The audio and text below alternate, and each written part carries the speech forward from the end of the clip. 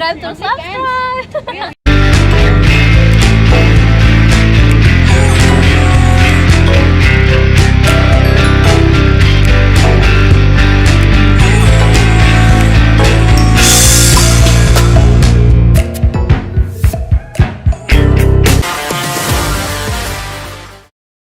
Alright, here is a controversial one. 3 rules that all players break and 3 things that all players do that you are not doing that gives them an unfair advantage over you in the sexual marketplace. Before we kick it off, I'm Dave, and this channel is dedicated to giving you no BS, novel dating advice for the modern man. Top link in the description. Check out my website and sign up to do some coaching with myself, cold approach coaching, and others as well. Now, we need to premise this controversial topic with the fact that this is in a first world Western society that these rules are being broken. And they're not real rules, they're more moral, cultural rules that have been set up to oppress men. Even though women, on the other hand, don't have to obey these rules, and there's no pressure on them to obey these rules, it's a double standard in the culture that is set up really to oppress men, hold you back, and give the advantage to the opposite sex. And players that understand this, they break these rules because they know in a first world country, keep in mind this is the Harbour Bridge, the Opera House is over here. This is a first world country. This is a Western society. It's a feminized society where the political system is quite rigged. So we need to premise that and understand that if you are one of those men that have been brainwashed, you might get angry at this video. You're still living under the rigged system that is not really helping you at all. I need to premise that. So one rule that a lot of those guys break, and something that they do that you are not probably doing at the moment, is that they have a constant flow of women coming into their lives. Now, they have a constant flow of opportunities, and usually the players in Western society, they have generally one strategy. That's one simplistic strategy. Let's just say they go to nightclubs all the time and they've developed a skill around meeting women in nightclubs, and they have a constant flow, constant supply, constant amount of leads coming in that they utilize. Now, obviously, hitting the nightclubs is one advantage. There's downsides. You could become an alcoholic and end up with brain damage, end up having alcohol addiction or drug addiction, etc. There's problems associated with that. There's also a lot of players, and I spoke to one recently who's in his late 20s, early 30s, like 30 years old, who works full-time. He works in construction, and he's very successful online. Just has that look. He gets a lot of matches all the time, and he's doing quite well. Then, of course, there's the guys that know how to approach during the daytime and have that skill as well. Generally, they have one skill. They don't have a multitude of all of them. Another aspect of it is that they don't take anything seriously. They don't get attached. There's some birds. Welcome to Sydney, the seagulls. They don't get attached early. They understand that just dating a girl or sleeping with a girl, it is not a monogamous relationship early on, and that women have so much leverage and power in the system that if they get attached on the first date, second date, or even after sleeping with a girl for a month, that she can leave at any moment, because this is how Western society is rigged in favor of women. They fully understand that, and so therefore they never ever get attached early. They have other things going on in their lives. They, for an example, have a full-time job, and often have this feeling that if they were to date a girl and take it seriously too early, it would conflict with their career and their job. So that's also definitely a factor as well. The third aspect of it is, for instance, the online dating guy that I told you about. If you met him in real life, you would never suspect that he was a player. So the other aspect of one is that they're never who you expect. They're never really that guy that you think is tall, handsome, charismatic guy. It's never really the guy that you expect. This is almost across the board. There are some guys that you would suspect, but this is why sometimes with high status guys, you will, Arnold Schwarzenegger as an example, when he was outed as a bit of a playboy and he had multiple children scattered all over the place, people were a little bit shocked because he seemed like such a nice guy, and he's not allowed to be a player. This is something that is quite often the case. 2, they believe in equality. Okay, now equality is having the ability to think critically and understand that the game is now heavily rigged in favor of women, especially in Western society. So a player fully understands that the game is rigged and that he is at a massive disadvantage. So he will use all avenues, all ways to cheat the system that women would themselves. Keep in mind, the paternity fraud percentage in Western society is approximately 30%. Look it up. And that's not testing all of the children. Let's just say we went and tested every single child in, say, Australia to check if the father is really the biological father of the kids that he's raising. Might even be 50%, who knows? But this is the hidden secret of the West, is that paternity fraud is out of control. Players understand all of these stats. They understand that the system and the political system is rigged and that women lie. The classic mystery, who lies more, men or women? Women lie so much more. They take advantage of all political aspects that they possibly can to rig it in their favor. And players know that they have to play it on a level playing field, which means that they need to use all of the same deceitful tactics that women do. I know it's controversial. I know a lot of you guys will be like, oh, paternity fraud is only one statistic of so many that I could bring up right now, but this isn't a statistics video, is it? This is a, what do players do that you are not currently doing yourself? The other aspect of that is that they know, let's just say an example, the equality bleeds over to how they date. So if they go out on a date with a girl and she is spending the entire date, early in the date, looking at her phone, disrespecting him, she's kind of rude, she kind of seems like she's not really interesting, who knows, she might be texting other guys while on the date.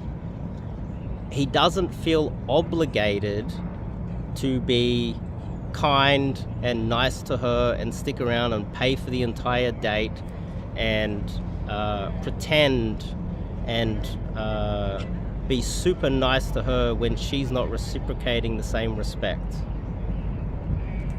Let's just say he goes out on a date with a girl and she's spending all of the time looking at her phone. She's like giving one-word answers. She's not even treating him like he exists. She's just treating him like a credit card that's there to pay for the date and pay for her because she's so entitled.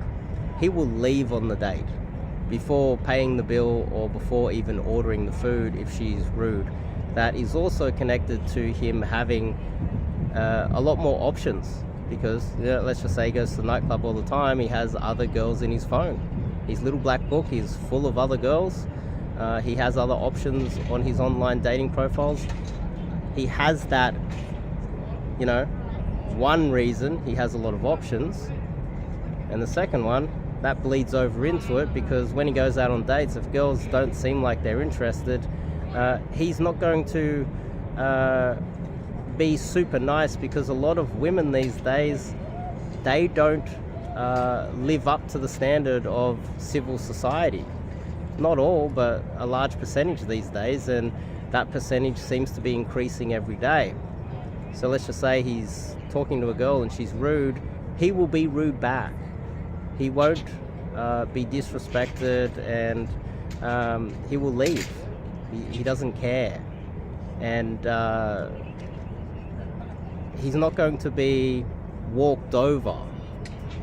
This is one thing that players do have, where guys that don't have a lot of options, and even guys that have a lot of options, they will allow women to walk all over them, which is also an aspect of why society is the way it is these days. It's because men are allowing that. That's a big one, I would say. Equality in all avenues.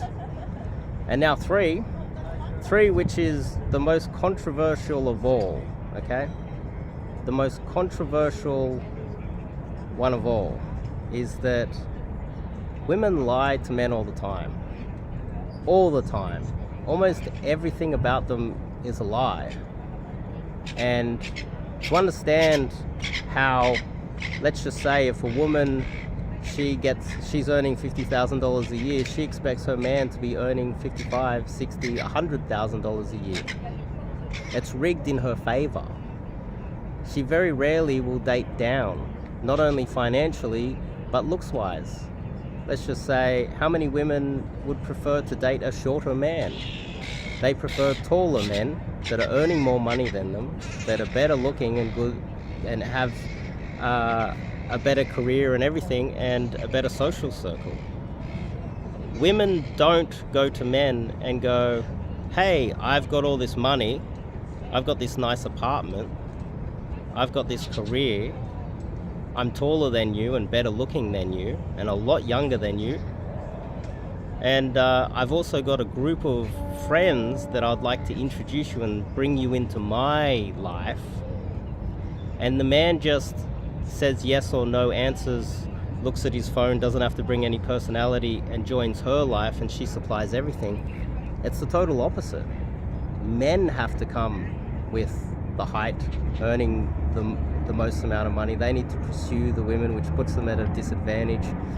And they bring the woman most of the time into his group of friends, his tribe, and they join his tribe.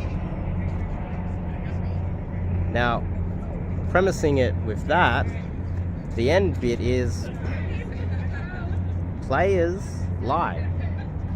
That's the controversial thing. Players lie, and I know this is only controversial for men that aren't up to date with what is happening today.